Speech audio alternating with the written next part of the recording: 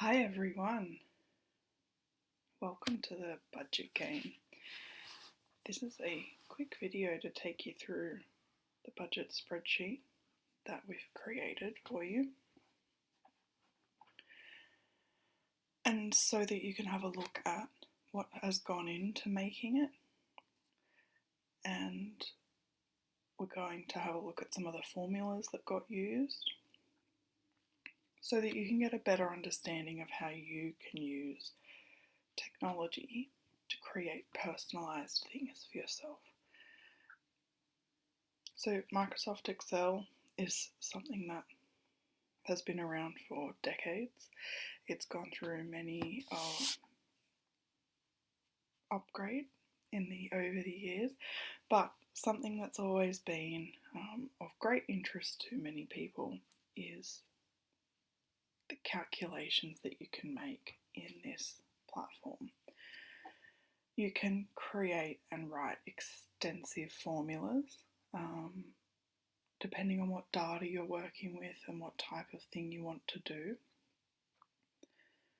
It does take a bit of practice to get into this, but these days you've got Mr. Google, who you can just very easily type a question into. If you have the idea of what you want to do, you can find out fairly easily. People put videos, they put tutorials, they put like descriptions online of how to do certain things. All you need to know is what you're looking for.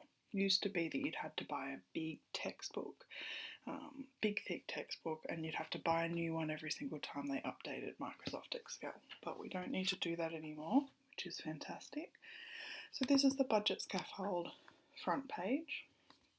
You'll see down the bottom here, if you've not used Excel before, this is called a workbook, and these are your worksheets. So each worksheet down the bottom I have named. In the version that you guys get, you won't be able to see this worksheet. I've hidden it because you don't need to. It's detail that you don't need. But I wanted to show you for the sake of deconstructing and demystifying it a little bit. I've taken some basic things that you may need to pay for, say when you start living outside of home,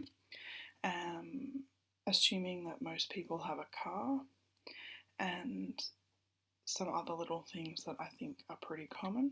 We have some optional expenses and optional savings items over here. I've got little labels there we've done up.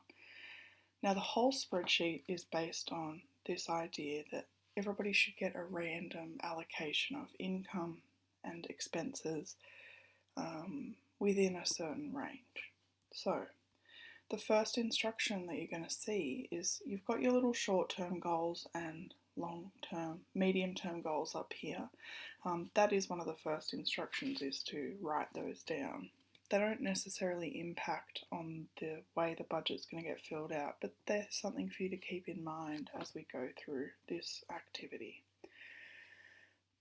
The big instruction that's going to make a huge difference, that kind of hinges on everything hinges on this number in this spreadsheet, is this random set number. The spreadsheet has been set up with calculation that will reference another worksheet and a XY axis type reference to get the value that belongs in the cell that we're looking at. So if we consider what we've got set out right now, we have random set number 1, and for rent it's going to be looking in the table for the first column and the amount. So as you can see, those two amounts match up, 870 and 870. Now if you've used Excel before, you may have seen your basic formulas. So they always start with an equals sign, and then one of the most basic ones is sum. which is just to plus things. So you're going to plus a couple of numbers. We've gone a little bit more complex, using some combination of formulas in this spreadsheet to do a couple of things.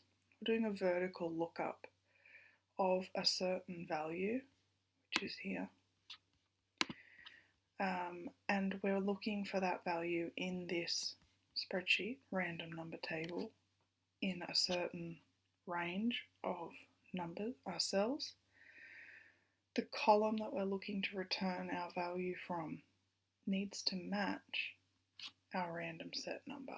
So as you can see, we've got that there. Now, I've put the cell number +1 because over in the spreadsheet, column 1 is actually where the labels are. So we need to get around that.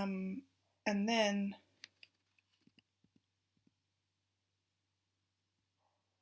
so there's a specific, you can see in the pink brackets, this is another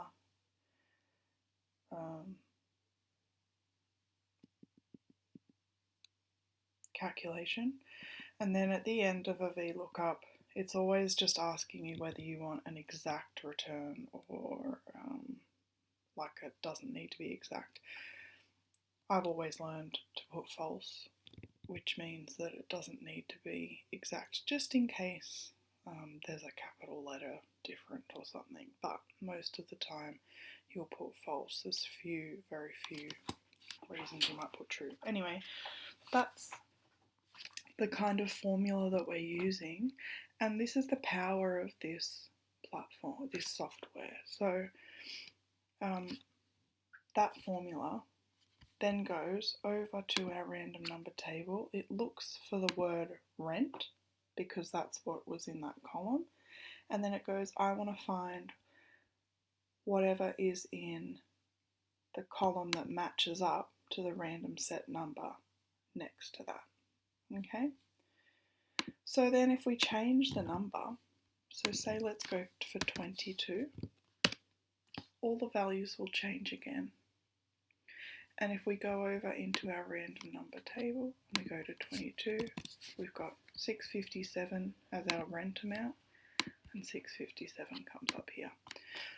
So this spreadsheet will be hidden from you. Once you have put your number in, you can't change it. These are going to remain your fixed things for the rest of the activity. There are a couple of things that are noted as variable. We'll get to those in a little bit further into the activity, but I have noted that down here as well. And everybody's going to have different things.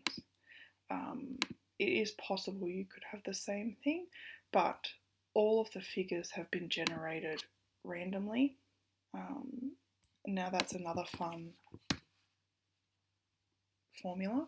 This is called RAND, they all have very funny names, but RAND, so we can, if you can imagine the word random shortened, RAND, between. And this one is going to ask Excel to return a value between two numbers that you nominate. So how we've decided for these things, for the rent and all of these items, for what we might look at, is by taking a general average and then looking at a little bit below and a little bit above and going, these are the ranges, this is the range within which you may have an expense. And these are all per fortnight. So that's been how that's been calculated. Budget spreadsheet. The last sheet to look at is called your spending record. So for everybody it has been linked to your budget sheet. So you'll see the groceries is linked to the budget sheet. H13, which is the groceries, food and drink amount. And part of the activity will be to go down and sort of add in your spending. And then excess spending, you might go, oh, I want to go and buy a headband, or I want to go buy a pair of shoes, or I want to go out with friends. So these kinds of things will all be noted down, and this amount down the bottom is automatically calculated of what is left over compared to what you budgeted. And what we want to see at the end of the month is that this excess is either in, is it 0 or plus 0? We don't want it to be negative. And that our general spending, well, our leftover from spending is either 0 or above 0, not negative as well. So that's a basic overview of our budget scaffold. We will be using this for the lesson now, and then for the next 6 weeks after this. There'll be much time for questions. It's very simple to use. It's been made very simple to use for that purpose.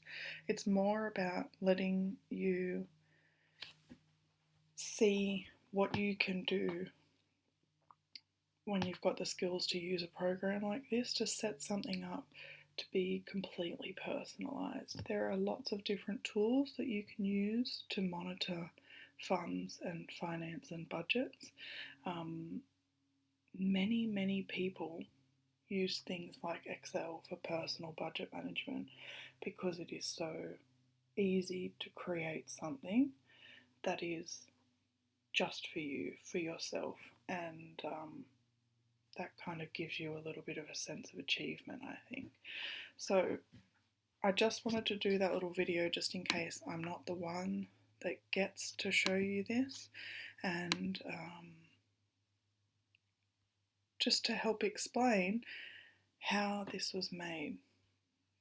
A lot of thought has gone into the formulas that are being used to make it nice and user-friendly for you, and absolutely very happy to help explain any questions you might have on that. But let's get into the rest of the lesson.